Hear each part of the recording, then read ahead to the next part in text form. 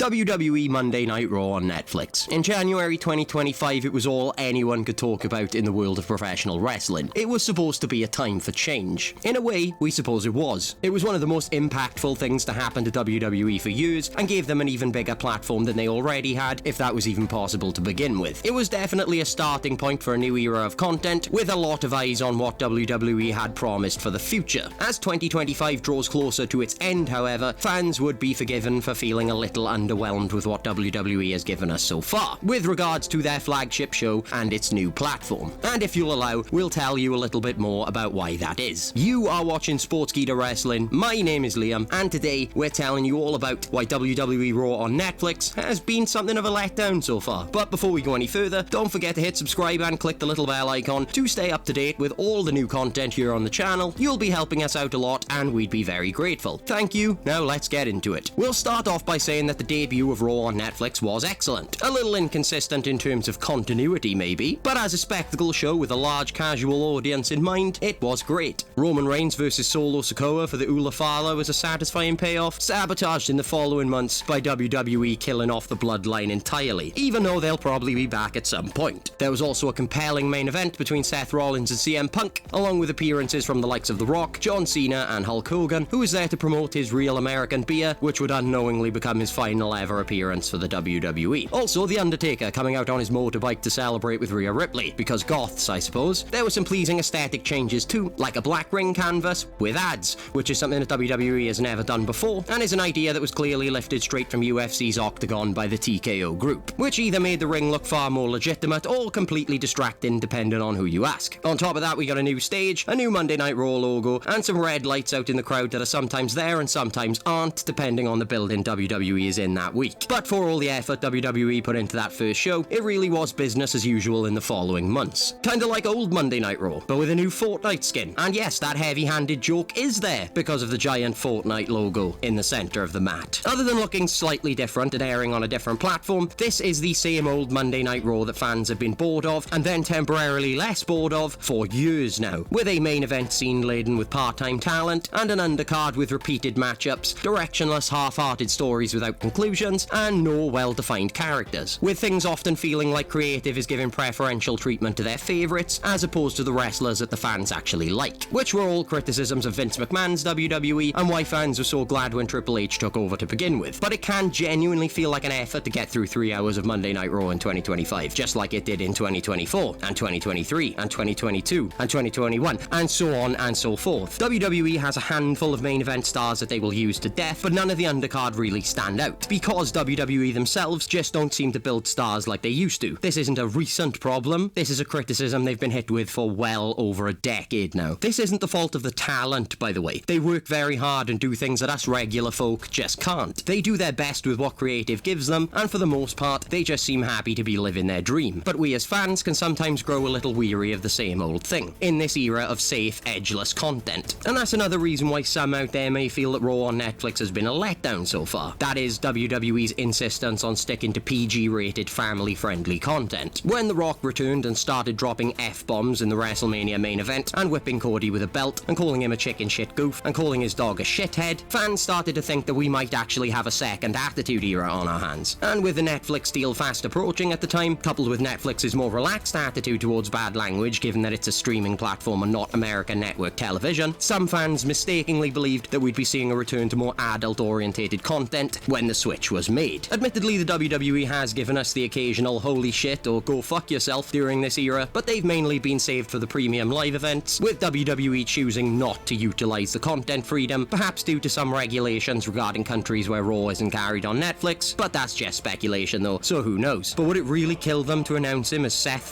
Rollins, for example? That's without mentioning the disasters the show has faced with regards to the world title picture and main event storylines. From Jey Uso bringing an end to a generational Gunther world title run, which killed the momentum of both men, all the way to Gunther's injury, which saw him put out of action for the foreseeable future, along with Raw's main heel faction, The Vision, which is WWE's attempt at creating Monday Night Raw's answer to the Bloodline, complete with Paul Heyman, a former SHIELD member, and even a second generation talent. Seth Rollins and his wife Becky Lynch are at the centre of the storyline, with Rollins positioned as the heel World Heavyweight Champion after a successful Money in the Bank cash-in on CM Punk at SummerSlam. However, the group hasn't quite hit in the same way that Roman Reigns and the Bloodline did. They just haven't had the same chemistry in the early stages, despite being the catalyst for some great moments, like the return of AJ Lee after more than a decade away. The problem with the vision is, WWE fans and wrestling fans in general have seen this too much in recent years. They've seen Seth Rollins as the heel World Champion before, they've seen Paul Heyman working with a former Shield member before, they've seen Seth Rollins in a group with two heavies before, they've seen Seth Rollins and Becky Lynch work together before, and they've seen a bunch of guys who have no reason to team together suddenly start teaming together before. Not to mention that trend that every prospective talent has to be a part of a group now, every singles wrestler, part of a group, all the time, forever, which is outstaying its welcome just a little bit. You are allowed to have singles wrestlers, you know. It's all been done almost exactly the same way, with all the same people who are doing it again now. Fans have also seen Seth Rollins win the Money in the Bank before, and cash it in during the main event of a major show before now. While Seth did have us all fooled with the ruse of the century, that's about the only clever or unique thing WWE has done with him this year. And if you think about it, it's not really all that clever or unique at all, because it's just a twist on his heist of the century from 2015. Fans were hoping for something a little different, something they hadn't seen before, like a fan favourite breaking through by winning the briefcase and being booked strong while holding it. Someone like LA Knight.